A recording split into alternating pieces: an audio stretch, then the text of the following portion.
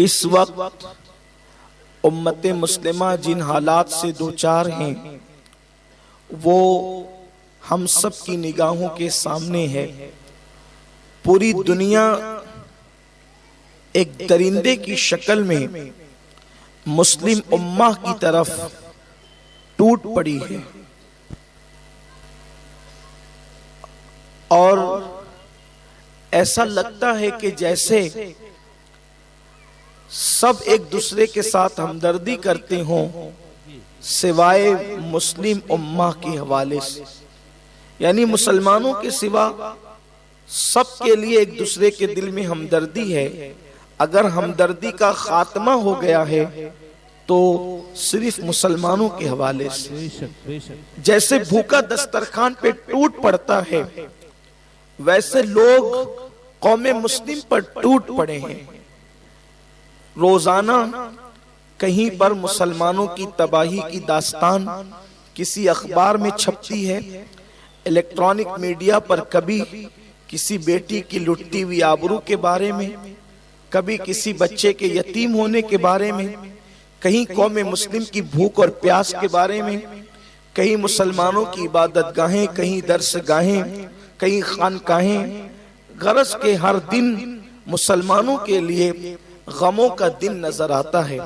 جیسے جیسے دن گزرتے جا رہے ہیں ویسے ویسے حالات دنیا بھر کے بگڑتے جا رہے ہیں۔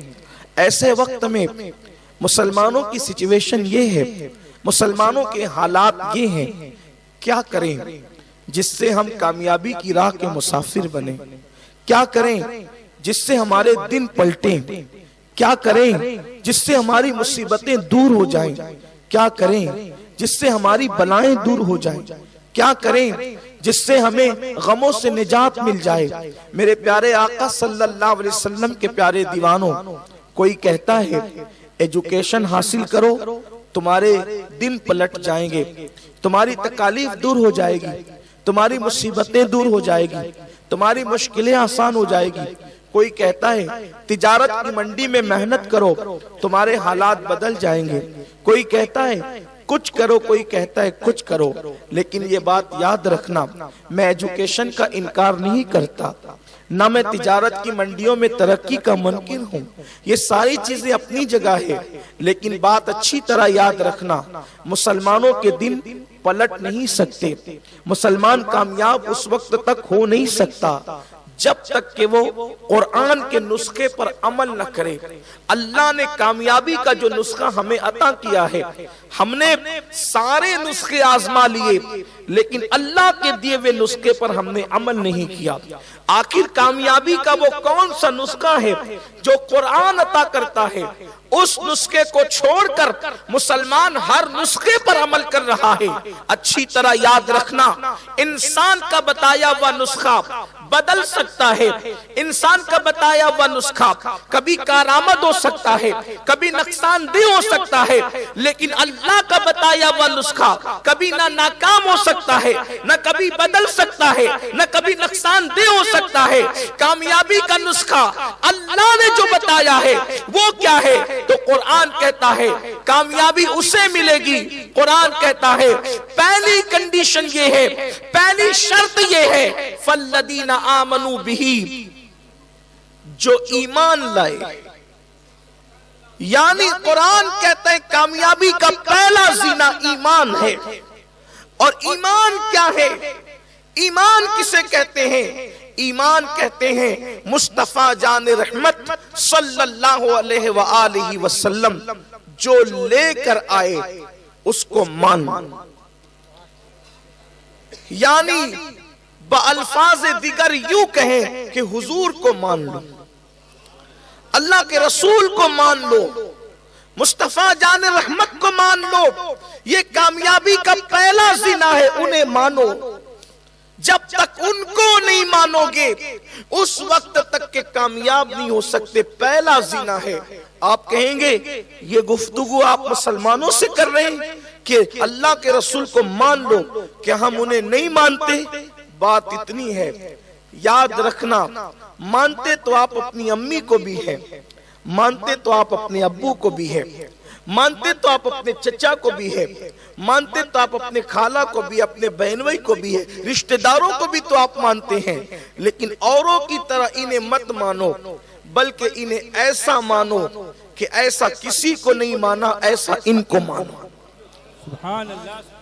آج کل اللہ کے رسول علیہ السلام کا لوگ کلمہ بھی پڑھتے ہیں، لیکن حضور کو ویسا نہیں مانتے جیسا اللہ نے ماننے کا حکم دیا، ایسا نہیں مانتے جیسے قرآن نے ماننے کا حکم دیا ہے۔ دیکھو ان کی طرح کوئی نہیں، اس لیے ان کو کسی کی طرح نہ سمجھو۔ اس کے بعد اوروں سے اختلاف کرنے سے آدمی گنہگار ہوتا ہے، لیکن مصطفیٰ جان رحمت سے اختلاف کا سوچ لے تو بھی اس کا ایمان خطرے میں پڑ جاتا ہے۔ آپ دیکھیں صحابہ کرام ان کو کیسا مانتے تھے، ویسے مانو۔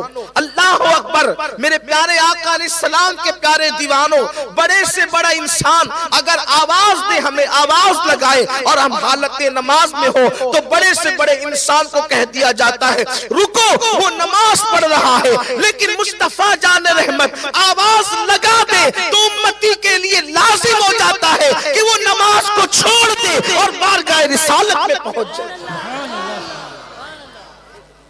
صحابہ کرام نے اس شان سے اللہ کے رسول کو مانا۔ ایمان لاؤ ان پر ایمان لاؤ، اور ایمان لانے کے بعد دوسرا رکن یہ ہے، ایمان لانے کے بعد دوسرا رکن یہ ہے وَعَزَّرُوهُ، اور ان کی تعظیم کرو۔ دیکھو ایمان لانے کے بعد دوسری بات قرآن بیان کرتا ہے وَعَزَّرُوهُ، ان کی تعظیم کرو۔ یاد رکھیں ایمان لانے کے بعد ابھی قرآن نماز کا ذکر نہیں کرتا بلکہ تعظیم مصطفیٰ کا ذکر کرتا، یعنی ایمان لانے کے بعد جو پہلا فرض ہے وہ احترام نبوت ہے، وہ مصطفیٰ جان رحمت کی تعظیم ہے، لیکن ہم نے تو ترتیبیں الٹ کر کے رکھ دی ہے، اسی لیے مسلمان ناکام ہو رہا ہے۔ نماز کی اہمیت اپنی جگہ ہے، نماز افضل العبادات ہے، نماز اہم الفرائض ہے، لیکن میرے پیارے آقا صلی اللہ علیہ وسلم کے پیارے دیوانوں، اللہ کا قرآن ایمان لانے کے بعد جو پہلا فرض بیان کرتا ہے وَعَزَّرُوهُ، ان کی تعظیم کرو۔ اچھا قرآن نے کیا کہا؟ ان کی تعظیم کرو، مطلب وَعَزَّرُوهُ کہا قرآن نے، یعنی تعظیم نہیں بلکہ تعظیم۔ مطلب کیا ہے کہ عام انسانوں کی، لوگوں کی، مخلوق کی احترام اور تعظیم کی حدیں جہاں ٹوٹ جاتی ہے وہاں سے مصطفیٰ جان رحمت کی تعظیم کا آغاز ہوتا ہے، یعنی تعظیم ماں کی طرح نہیں، تعظیم باپ کی طرح نہیں، تعظیم بڑے بھائی کی طرح نہیں، بلکہ مخلوق کی تعظیم کی حدیں جہاں ٹوٹ جائے وہاں سے محبوب کی تعظیم کا آغاز ہوتا ہے۔ ان کی تعظیم کیسے کروں؟ جیسے صحابہ تعظیم کرتے تھے، اللہ اکبر۔ اور صحابہ نے کیسی تعظیم کی دیکھیں، جہاں پر لوگ خیال نہیں کرتے صحابہ کرام اتنا خیال کرتے تھے۔ آپ نے سنا ہوگا، میں واقعات نہیں بتانا چاہتا، اشارہ کر کے اپنے اصل عنوان کی طرف آنا چاہتا ہوں۔ سیدنا صدیق اکبر بارگاہ رسالت میں آتے تھے تو منہ میں پتھر رکھ کر آتے تھے، منہ میں پتھر رکھ کر۔ حالانکہ انسان جاتا ہے کسی کے پاس تو وہ منہ میں پتھر رکھ کر کیوں جائے گا؟ اس لیے کہ وہاں جا کر اس نے تو باتیں کرنا ہے، مگر سیدنا صدیق اکبر منہ میں پتھر رکھ کر اس لیے آتے تھے کہ کم سے کم بولنا ہے، زیادہ سننا ہے، اور اگر کبھی بولنے کی ضرورت بھی پڑے تو منہ میں پتھر رہے گا تو آواز میری پست رہے گی، اس لیے کہ ان کی بارگاہ میں آواز بلند کرنے سے اعمال برباد ہو جاتے ہیں۔ یہ صحابہ کا ادب تھا۔ آج تو چھوٹے چھوٹے لڑکے بھی، نوجوان چھوکرے بھی اللہ کے رسول علیہ السلام پہ اعتراض کرتے، حضور پہ اعتراض، کلمہ پڑھنے والے نبی پہ اعتراض کرتے۔ اعتراض کیا ہو رہا ہے؟ اعتراض کیا ہو رہا ہے؟ ان کو تو یہ نہیں پتا تھا، ان کو تو وہ نہیں پتا تھا، مرو گے نہیں تو کیا ہوگا، کاٹے نہیں جاؤ گے تو کیا ہوگا، تباہ نہیں کیے جاؤ گے تو کیا ہوگا۔ کلمہ پڑھ کے تم نبی پہ اعتراض کرتے ہو۔ آپ کسی ٹیچر کے بارے میں کہتے کہ اس کو وہ نہیں پتا، بولو یہ اس کی بے ادبی ہے کہ نہیں؟ آپ عالم ما کانا وما یکون کے لیے کہتے کہ ان کو وہ نہیں پتا۔ آپ سوچو تو صحیح، آپ کس کے بارے میں زبان کھول رہے ہو؟ آپ زبان اس کے بارے میں کھول رہے ہو کہ انبیاء کے بعد جو سب سے افضل ذات ہے، جنہیں دنیا صدیق اکبر کہتی ہے، صدیق اکبر جس کی بارگاہ میں منہ میں پتھر رکھ کر آتے ہیں، تم ان کے خلاف खिलाफ जबान खोल रहे हो।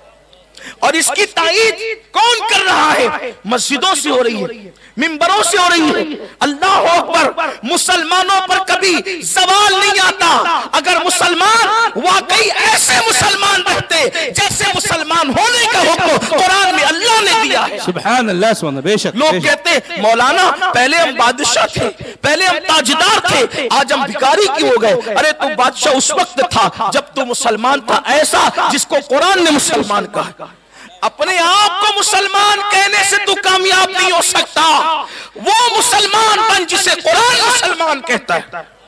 कुरान उसको मुसलमान कहता है और कुरान जिसे मुसलमान कहे वो ऐसा मुसलमान है, अगर वो जमीन को हुक्म दे तो जमीन उसका हुक्म मान लेती। बेशक बेशक।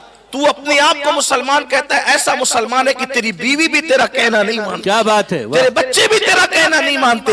हालात बदले क्यों है? मुसलमान ऐसे बनो। देखो लोग कहते हैं हम बादशाह थे, मैं कहता हूं हम बादशाह कब तक थे? बादशाह कब तक थे? जब तक हम नबी की ताजीम करते, कुरान के हुक्मों पे अमल करते थे। अल्लाह अकबर। आइए एक बादशाह मुझे याद आता है, एक बादशाह मुझे याद आता है। उस बादशाह को दुनिया महमूद गजनवी कहती है। आज अगर किसी की दुकान हो ना, दुकान, तो दुकानदार को नमाज की फुर्सत नहीं। इतनी बड़ी हुकूमत संभाल कर वो बादशाह महमूद गजनवी उस वक्त तक सोता नहीं था जब तक 1000 मरतबा अल्लाह के रसूल पे दुरूद नहीं पढ़ लिया। सुभान अल्लाह, सुभान अल्लाह। आप सोचिए 1000 मरतबा कितने लोग दुरूद पढ़ते हैं। अगर आप मुझे माफ करें तो मैं एक हक बात कह दूं, जो मजहबी लोग कहलाते हैं ना, इल्ला माशाल्लाह, वो भी हर बंदा 1000 बार दुरूद नहीं पढ़ता है। वो बादशाह जो सियासतदान था, वो बादशाह जो सियासतदान था, 1000 मरतबा दुरूद पढ़ने से पहले सोता नहीं था। इसका मतलब अपना रिश्ता अल्लाह के नबी से इतना मजबूत था। जी हाँ, बहुत अच्छे। इसलिए कि लोग बादशाह नहीं बनाते, मुस्तफा जाने रहमत का करम बादशाह बनाते। बेशक, सुभान अल्लाह, सुभान। मुसलमानों, हम पर जो जवाल आया है, हमने बहुत बड़ी नेमत खोई है। हमारे पास सब कुछ रहा, निस्बते मुस्तफा खो दिया हमने, हुजूर अलैहिस्सलाम की ताजीम खो दी हमने, एहतराम मुस्तफा खो दिया हमने, इश्क मुस्तफा खो दिया हमने। याद रखना, ये जो नौजवान आवारगी का शिकार है, बड़ी जिम्मेदारी से कहता हूं, ये आज ही आवारगी से तौबा कर ले, इन्हें अगर सच्चा इश्क रसूल नसीब हो जाए। लोग कहते हैं ये आवारा क्यों है? इश्क रसूल छीना इसलिए आवारा है, वरना खुदा की कसम उनका इश्क तो इतनी बुलंदी पर ले जाता है कि इंसान को खुद की खबर नहीं रहती, वो दूसरों से क्या आंखें लड़ाता फिरे। आशिकों की तबीयत तो ये है कि वो खुद को गुमा देता है। इमाम अहले सुन्नत कहते हैं ऐसा गुमा दे उनकी विला में खुदा हमें ढूंढा करे पर अपनी खबर को खबर ना हो। सुभान अल्लाह। आशिक तो अपने आप को भी ढूंढ नहीं पाता। लोग जिंदगियां मांगते हैं, आशिक तो कहता है कि मैं जीना नहीं बल्कि जलना चाहता हूं।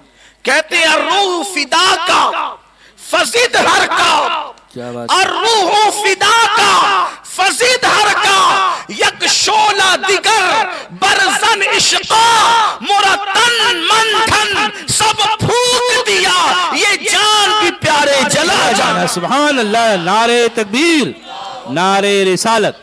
बहुत अच्छे, बहुत अच्छे। लोग जीने की बात करते हैं, आशिक जलने की बात करते हैं। क्या बात है। आप अंदाजा करें, आशिक जब रहना ही नहीं चाहता, इसलिए कि वो तो चाहता है कि मेरा रहना ही जो है वो मेरे इश्क की मेराज की तौहीन है, मेराज इश्क की तौहीन है मेरा रहना। वो जलना चाहता है, इसलिए कि उसे पता है कि और जगह जलने से लोग सियाह हो जाते हैं, यहाँ जलने से लोग नूर बन जाते हैं। क्या बात है। और जगह जलने वाला तबाह हो जाता है, यहाँ जलने वाला फना से निकल के बका की मंजिलें हासिल कर ले। बेशक, बड़ी मंजिलें हैं इश्क की, लेकिन निस्बतें कमजोर हो गई। तो आज छोटे छोटे कारोबार वाले भी टाइम ही नहीं है 2 रकत के लिए, वो 1000 बार दुरूद पढ़े बगैर सोता नहीं था, जिसे दुनिया महमूद गजनवी कहती। महमूद गजनवी का एक गुलाम था, उसका नाम था अयाज। अयाज ने अपने बेटे का नाम मोहम्मद रखा था। اور ایاز نے اپنے بیٹے کو محمود کی خدمت پر مقرر کیا تھا۔ ایک دن محمود حمام میں تھے، اندر سے آواز لگائی، او ایاز کے بیٹے، تو نے تولیہ کیوں نہیں رکھا؟ او ایاز کے بیٹے، تو نے تولیہ کیوں نہیں رکھا؟ یہ جملے ایاز نے سنے تو قدم رک گئے۔ بادشاہ ناراض ہے، اس لیے میرے بیٹے کا نام لے کر نہیں پکارتا۔ کھڑا ہو گیا، بیٹے کے مستقبل کے حوالے سے ایاز کے دل و دماغ میں عجیب عجیب خیالات اور وسوسات آنے لگے۔ اللہ اکبر، اتنا تھا ایاز کھڑے ہو کر انتظار کر رہے تھے محمود باہر نکلے، بات ہو، اپنے بیٹے کی جان کی امان طلب کروں۔ بادشاہ ناراض ہیں، ناراضگی کی وجہ سے میرے بیٹے کو خدمت سے کہیں معزول نہ کر دے، کہیں قتل نہ کر دے، میرے بیٹے کی زندگی کے ایام ختم نہ ہو جائے۔ محمود جیسے ہی حمام سے باہر آئے، محمود کے باہر آنے کے بعد ایاز نے کہا، جہاں پناہ اگر جان کی امان ہو تو ایک بات کہوں۔ حضرت محمود نے کہا، ایاز روکا تمہیں کب تھا جو آج منع کریں گے، کہو کیا کہنا چاہتے ہو؟ ایاز نے محمود کا موڈ دیکھا تو اچھا بلا تھا، کہنے لگے، جہاں پناہ آپ نے غلام زادے کا نام آج نہیں لیا بلکہ کہا، او ایاز کے بیٹے، تو نے تولیہ کیوں نہیں رکھا؟ تو میں ڈر گیا کہ آپ میرے بیٹے سے غلام زادے سے ناراض تو نہیں، آپ نے میرے بیٹے کا نام کیوں نہیں لیا؟ آپ تو ہمیشہ میرے بیٹے کا نام لے کے پکارتے تھے، آج ایاز کا بیٹا کا سمجھا شاید ناراض ہے۔ محمود کا انداز بدل گیا، تیور بدل گئے، بدلے ہوئے تیور سے محمود کہنے لگے، ایاز تیرے بیٹے کا نام محمد ہے اور اس کا نام محمد بعد میں ہے، پہلے میرے مدینے کی سرکار کا نام محمد ہے۔ جس وقت مجھے اس تیرے بیٹے کو پکارنا تھا اس وقت میں حمام میں تھا اور میں بے وضو تھا، واللہ میں نے بے وضو کبھی نام محمد نہیں لیا، تو اب کیسے لیتا؟ اس لیے میں نے تیرے بیٹے کا نام محمد لے کر نہیں بلکہ ایاز کا بیٹا کہہ کر کے پکارا۔ اندازہ کرو، جب تک تمہارے بادشاہ نام محمد بے وضو نہیں لیتے تھے تب تک خدا نے تمہیں بادشاہت عطا کر رکھی تھی۔ جب سے تم نے حضور علیہ السلام کے نام کو معاذ اللہ جو ہے وہ یوں ہی روا روی میں لینا شروع کیا، قوم نے تمہیں جو ہے وہ بھکاری سے بھی بدتر کا درجہ دیا۔ قرآن کہتا ہے کامیاب لوگوں کا دوسرا زینہ ہے وَعَزَّرُوهُ، وہ تعظیم کر، بے شک تعظیم کرے۔ آج تو تعظیم کرو تو پوچھتے لکھا کہاں ہے؟ تجھے سمجھ نہیں آئی؟ قرآن کہتا ہے تعظیم کر، وَعَزَّرُوهُ، قرآن کا اعجاز، یہ معجزہ یہ قرآن کا، قرآن سمندروں کو کوزے میں سمیٹ لیتا ہے۔ وَعَزَّرُوهُ کی تفسیر کرتے جاؤ، پتہ چلتا جائے گا کہ تعظیم کسے کہتے ہیں۔ صحابہ کیسے تعظیم کرتے تھے؟ ایک مرتبہ حضور علیہ السلام صحابہ کو مشق کرا رہے تھے تیر چلانے کی، حضور علیہ السلام تیر چلانے کی مشق کرا رہے تھے صحابہ کو، اس لیے کہ جنگوں میں وہ کام آتا تھا۔ وہ قبیلے وہ کہتے تھے ایسے مار، وہ ایسے مار، ایسے مار۔ ایسے میں بات ہوتے ہوتے حضور علیہ السلام نے جو مختلف قبیلے کے جوان تیر چلا رہے تھے اور حضور سے داد حاصل کر رہے تھے، اللہ کے رسول علیہ السلام نے فرمایا، ہم فلاں قبیلے کے ساتھ ہیں، ہم مقابلہ ہو رہا تھا، تیر چلانے کا حوصلہ افزائی ہو رہی تھی۔ ایسے میں حضور کا دریائے کرم جوش میں آیا، اللہ کے رسول نے فرمایا، لوگوں تیر چلاؤ، ہم فلاں قبیلے کے ساتھ۔ بھئی کوئی کھیل ہو رہا ہو تو محبت میں آ کر بڑے کہہ دیتے میں فلاں کے ساتھ ہوں یا میں فلاں کے ساتھ ہوں، بس سرکار علیہ السلام کی زبان سے کرم سے نکل گیا میں فلاں قبیلے کے ساتھ ہوں، تیر چلاؤ۔ سارے قبیلے والوں نے تیر اور کمان زمین پہ رکھ دیے، ہاتھ باندھ کے کھڑے ہو گئے۔ حضور علیہ السلام نے ارے تم تیر چلاتے کیوں نہیں؟ تیر چلاؤ۔ کہا حضور آپ جس کے ساتھ ہو جائیں ہم اس پہ تیر کیسے چلا سکتے؟ کیا بات ہے، سبحان اللہ سبحان اللہ، آپ جس کے ساتھ ہو جائیں ہم اس پہ تیر کیسے چلائیں؟ بس حضور نے مسکرا کر فرمایا میں تم سب کے ساتھ ہوں۔ سبحان اللہ سبحان اللہ، یہ صحابہ کا عشق، یہ تعظیم ہے۔ بتاؤ تو صحیح، کیا کوئی اتنی باریک بات دیکھتا ہے؟ اللہ اکبر۔ ایک مرتبہ سامنے سے حضرت سیدنا ابو ہریرہ آ رہے تھے اور اللہ کے رسول سفر سے آ رہے تھے، بہت دنوں کے بعد حضور پر نظر پڑی، حضرت ابو ہریرہ پہ حضور کی نظر پڑی، حضور کی نظر ابو ہریرہ پہ پڑی، ابو ہریرہ کترا کر کے نکل کے چلے گئے۔ اللہ اکبر، لوگوں نے دیکھا یہ ابو ہریرہ اتنے دنوں کے بعد حضور آئے ہیں اور یہ کترا کر جا اللہ اکبر. بہت دیر کے بعد ابو ہریرہ بارگاہ رسالت میں حضور نے کہا تم کترا کے کیوں چلے گئے تھے؟ کہا یا رسول اللہ اس وقت مجھ پہ غسل فرض تھا, بغیر غسل آپ سے مسافہ کیسے کر سکتا تھا؟ اللہ اکبر سبحان آپ اللہ. اندازہ کریں صحابہ کرام کا یہ احترام تھا, یہ تعظیم تھی. آج امت کو ہو کیا گیا ہے؟ حضور علیہ السلام کی وہ اہمیت ہی نہیں لوگوں کے دلوں میں جو ہونا چاہیے. وَعَزَّرُوهُ, تعظیم کرو, ان کی تعظیم کرو. اب میں سنی اپنی سنی قوم سے مخاطب, ابھی تک تو سب سے مخاطب تھا, سب کو تعظیم کی. اب سنیوں سے پوچھتا ہوں تم کیسی تعظیم کرتے؟ تعظیم صرف یہ نہیں کہ کھڑے ہو کے سلام پڑھیں, یہ تعظیم ہے, بالکل ہے, ہونا چاہیے, ہمارے مسلک کی پہچان ہے. میرے امام نے کہا آنکھیں ملنا, جھنجلا پڑنا, لاکھ جمائی, انگڑائی, نام پہ اٹھنے کو لڑتا ہے, اٹھنا بھی کچھ گالی ہے. کیا بات ہے سبحان سب اللہ. کے لیے اٹھ کے کھڑا ہوتا ہے, حضور کے لیے کیوں نہیں؟ کیا بات ہے سبحان اللہ. جس کو فرشتے تعظیم کریں, جس کی 70,000 صبح شام تک کے دربار میں کھڑے رہے. ارے فرشتے تو فرشتے, فرشتوں کا سردار, جس کے سر کے تاج کے موتی تلوے مصطفیٰ کو سجدہ کرتے ہیں. واہ واہ واہ, کیا بات ہے. میرے امام کہتے ہیں تاج روح القدس کے موتی جسے سجدہ کریں. سبحان اللہ. تاج روح القدس کے, روح القدس کہتے کس کو ہے؟ واہ واہ واہ. جس کی ایک پھونک سے مریم کواری کے گھر میں حضرت عیسیٰ کی ولادت ہو. سبحان اللہ سبحان اللہ. وہ جبریل امین جس کے تلوے سدرہ پر, سدرۃ المنتہا پر جاتے ہیں, جہاں انتہا ہوتی ہے مقامات کی وہاں جبریل کے تلوے ہوتے ہیں. اب جس کے تلوے مقامات کی انتہا پر ہیں اس کے سر کی عظمتوں کا عالم کیا ہوگا, اور جس کے سر پہ تاج ہے اس تاج کی شان کا عالم کیا ہوگا. لیکن اللہ اکبر, تلوے مصطفیٰ کی عظمتوں کا اندازہ کوئی لگائے کہ جبریل کے سر پہ جو تاج ہے اس تاج کے موتی مصطفیٰ جان رحمت کے تلووں کو سجدہ کرتے ہیں. تاج روح القدس کے موتی جسے سجدہ کرے رکھتی ہے اتنا وقار. اللہ اکبر ایڑیا. سبحان اللہ. نعرے تکبیر, نعرے رسالت. سبحان اللہ سبحان اللہ. زندہ آباد زندہ آباد. حضور کے لیے بالکل کھڑے رہیں, سلام پڑھتے ہیں کھڑے رہتے ہیں الحمدللہ. حضور کا نام آنے پہ انگوٹھے چومتے ہیں الحمدللہ, احترام ہے. حضور کا نام آتے ہیں تو تعظیم کرتے ہیں, میلاد مناتے ہیں, سب کرتے ہیں. لیکن یاد رکھنا تعظیم کا ایک اور بھی باب ہے, شاید جسے ہمارے بزرگوں نے تو بہت یاد رکھا, ہم بھول گئے. تعظیم کا ایک باب اور بھی ہے, بزرگوں نے بہت یاد رکھا, ہم اس کو بھول گئے.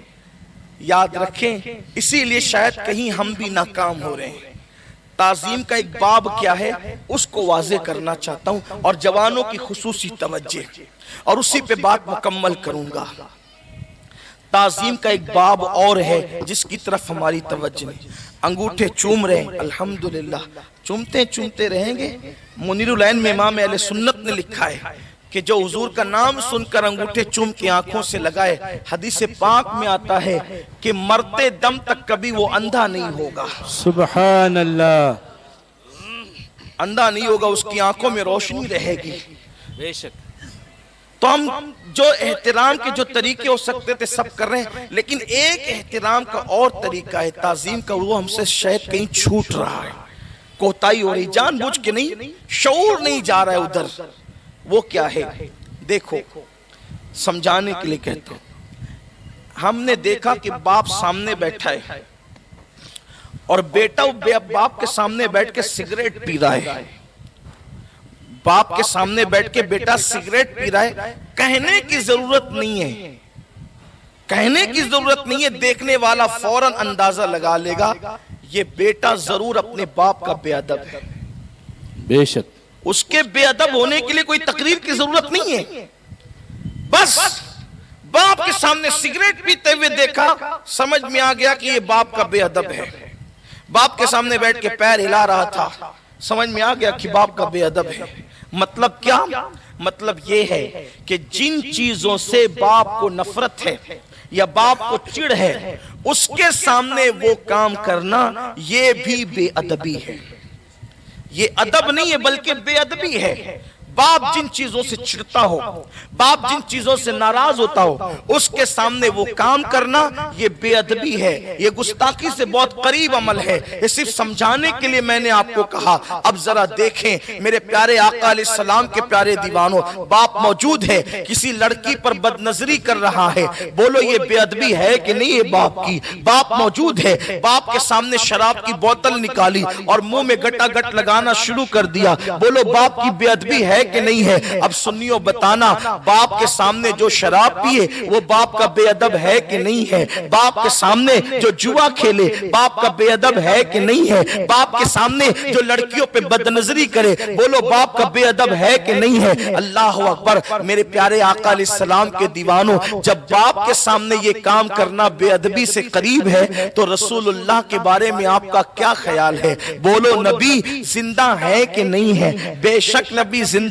ہے. پھر نبی ہماری جانوں سے زیادہ قریب ہے. اب میں دلیلوں کی طرف نہیں جاتا، ویسے تو الحمدللہ قرآن کی ایک نہیں درجنوں آیتیں حضور کی حیات پہ پڑھی جا سکتی کہ حضور زندہ ہیں. قرآن کہتے ہیں وَمَا أَرْسَلْنَاكَ إِلَّا رَحْمَةً لِلْعَالَمِينَ، ہم نے آپ کو تمام عالمین کے لیے رحمت بنا کر بھیجا. تو جیسے صدیق اکبر کے لیے رحمت ویسے ہمارے لیے بھی رحمت. تو بولو اگر وہ مر کر مٹی میں مل جائیں معاذ اللہ تو پھر ہمارے لیے رحمت کیسے؟ تو قرآن کی یہ آیت بھی تو کہہ رہی کہ حضور زندہ ہے. اسی طریقے سے قرآن کہتا ہے یا ایھا النبی انا ارسلناک شاہدا ومبشرا ونذیرا. یہ بھی آیت مبارکہ حیات النبی پہ دلالت کرتی ہے. قرآن کہتا ہے الیوم اکملت لکم دینکم واتممت علیکم نعمتی ورضیت الیوم اکملت لکم دینکم واتممت علیکم نعمتی ورضیت لکم الاسلام دینا، کہ آج ہم نے تمہارے لیے تمہارا دین مکمل کر دیا اور دین تم پر مکمل کر کے نعمتیں تم پر تمام کر دی اور اللہ تم سے راضی ہو گیا. تو جب نعمت حضور پہ مکمل ہوئی، دین حضور پہ مکمل ہوا تو اللہ اکبر، اب جب تک حضور علیہ الصلوۃ والتسلیم ہے اس وقت تک کہ اب کوئی دوسرا نبی آ نہیں سکتا، اس لیے کہ ان کی نبوت جو ہے وہ خاتم الانبیاء ہے، خاتم النبیین ہے، ان کے بعد کوئی نبی نہیں آئے گا. ارے نبی ہے تبھی تو کوئی نہیں آ سکتا. اللہ اکبر. میرے پیارے آقا صلی اللہ علیہ وسلم کے پیارے دیوانوں، حضور کا دور ہر دور کو محیط ہے، اس لیے اب کسی نبی کی گنجائش نہیں ہے، اب کوئی نبی نہیں آ سکتا. حضور علیہ السلام کی حیات طیبہ ہے. آپ کہیں گے کہ کیا پھر موسیٰ علیہ السلام کے بارے میں یہ عقیدہ آپ کا ہے معاذ اللہ کہ وہ مر کے مٹی مل گئے؟ واللہ کبھی نہیں. موسیٰ علیہ السلام زندہ ہے قبر میں، لیکن پھر ان کے بعد نبی کیسے آیا؟ بات یہ ہے کہ موسیٰ علیہ السلام تمام عالمین کے لیے نبی بن کر نہیں آئے تھے. موسیٰ علیہ السلام تو صرف بنی اسرائیل کے لیے نبی بن کر کے آئے تھے. بات یہ ہے اللہ اکبر، تو حضور علیہ السلام عالمین کے لیے نبی بن کر کے آئے، خاتم النبیین. اور حضور نے خود فرمایا ان اللہ تعالی حرم علی الارض ان تاکل اجساد الانبیاء فنبی اللہ حی یرزق، کہ بے شک اللہ نے زمین پہ حرام کر دیا نبیوں کے جسموں کو کھائے کہ اللہ کا نبی زندہ ہے اور انہیں روزی دی جاتی ہے. تو حضور کی حیات پر تو کوئی باعث ہی نہیں ہے. یہ متفق علیہ عقیدہ ہے تمام ایمان والوں کا کہ حضور زندہ ہیں، لیکن زندہ ہونے کے ساتھ یہ بھی ہے النبی اولا بالمومنین من انفسہم، نبی مومنوں کی جانوں سے زیادہ قریب ہے. اب باپ کے سامنے سگریٹ پینا بولو بے ادبی ہے کہ نہیں؟ شراب پینا بے ادبی ہے کہ نہیں؟ نماز چھوڑنا بے ادبی ہے؟ تو رسول اللہ تو ہماری جانوں سے زیادہ قریب ہے. رسول اللہ تو ہماری میں یہ نہیں کہوں گا کہ جو گناہ کرتے ہیں وہ رسول اللہ کے گستاخ ہے یا بے ادب ہے، واللہ نہیں کہوں گا. یہ ضرور کہوں گا کہ شعور نہیں جا رہا ہے ادھر، دھیان نہیں جا رہا ہے ادھر، اور یہ چیز بے ادبی سے بہت قریب ہے. کیونکہ ان الذین یؤذون اللہ ورسولہ لعنہم اللہ فی الدنیا والآخرہ کی تفسیر میں مفسرین لکھتے ہیں اللہ نے قرآن میں کیا فرمایا؟ جو اللہ رسول کو اذیت پہنچائے دنیا اور آخرت میں ان پر اللہ کی لعنت ہے.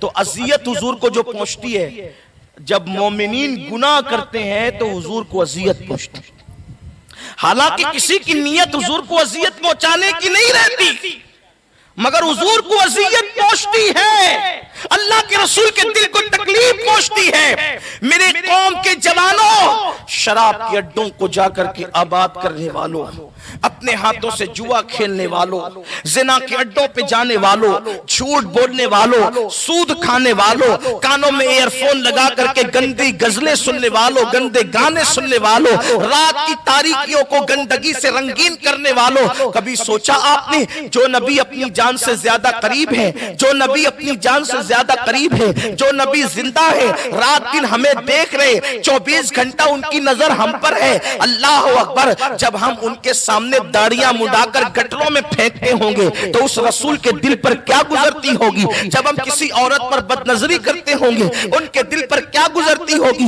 جب ہم گانے غزلیں سن کر کلمات کفریہ اس میں سنتے ہوں گے ان کے دل پر کیا گزرتی ہوگی؟ ہم حرام لقمہ اپنے پیٹ میں ڈالتے ہوں گے ان کے دل پہ کیا گزرتی ہوگی؟ ہمارے گھروں میں سیریلوں کے نام پہ کفریہ کلمات بجتے ہوں گے ان کے دل پہ کیا گزرتی ہوگی؟ یاد رکھنا، کسی عاشق نے کہا ہے کہ طائف کی وادیوں کے پتھر اللہ کے رسول کو اتنی تکلیف نہیں پہنچاتے جتنا عاشقوں کے گناہ حضور کو تکلیف پہنچاتے ہیں۔ بس بات اپنی مکمل کرتے